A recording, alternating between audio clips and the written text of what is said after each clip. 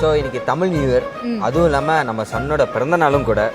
So சன்னில் இது வரைக்கும் நடந்த ஒரு பெஸ்ட் மெமரி 1-2 சொல்லுங்கப்பா. எல்லாருக்குமே லைஃப்ல வந்து ஒரு ஸ்டேஜ் கிடைக்கிறது வந்து ரொம்ப பெருசு.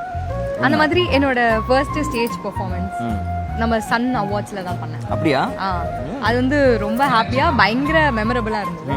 அதுக்கப்புறம் நான் வந்து வீட்ல தான் பாடிட்டு இருப்பேன். என்ன வந்து ஸ்டேஜ் ஏறி பாட வச்சதும் சன் தான். அப்படியா? சோ அதனால நமக்குள்ள இருக்க டேலண்ட்டை வந்து வெளிய கொண்டு வந்திருக்காங்க. உள்ள இருக்க டேலண்ட்டே வெளிய எடுத்து வந்திருக்காங்க. உள்ள இல்லாத டேலண்ட்டை வெளிய எடுத்து இல்லாத டேலண்டா? ஆமா, நமக்கே தெரியாதுல்ல இவ்ளோ டேலண்ட் நம்ம.